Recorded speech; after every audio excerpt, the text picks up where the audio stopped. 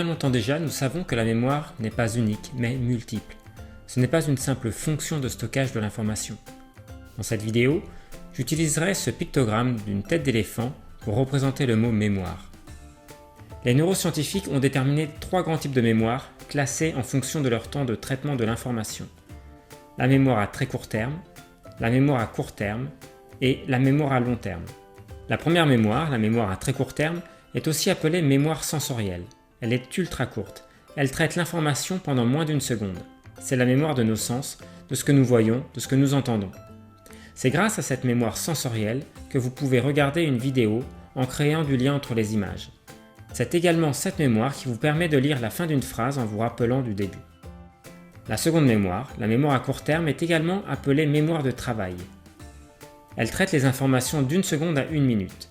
Cette mémoire a une capacité limitée, mais une activité permanente. La mémoire de travail est limitée au traitement d'une petite dizaine d'informations. C'est ce que l'on appelle l'empamnésique. Par conséquent, cette mémoire efface tout ce qui ne lui paraît pas important pour libérer de la place, pour libérer de l'espace pour le traitement des informations à venir. Enfin, la troisième mémoire est la mémoire à long terme. C'est dans cette mémoire que l'on conserve nos souvenirs et les informations que nous utilisons régulièrement.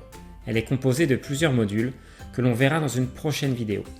Elle a une durée de stockage qui n'est pas limitée, à condition de réutiliser ces informations régulièrement. Souvent, lorsque l'on a l'impression d'oublier, de perdre la mémoire, il s'agit moins d'un problème de mémoire à long terme que de gestion de sa mémoire de travail. Il ne faut pas lui demander de stocker des informations pour s'en souvenir. Ce n'est pas son rôle et elle n'est pas conçue pour ça. D'ailleurs, la majorité des systèmes d'organisation personnelle préconisent comme première mesure de tout noter, nos idées, nos tâches à faire, pour libérer de l'espace dans cette mémoire de travail. En résumé, vous pouvez retenir qu'il existe 3 types de mémoire. La mémoire à très court terme, appelée aussi mémoire sensorielle, qui traite les informations moins d'une seconde. La mémoire à court terme, appelée aussi mémoire de travail, qui traite les informations jusqu'à 1 minute.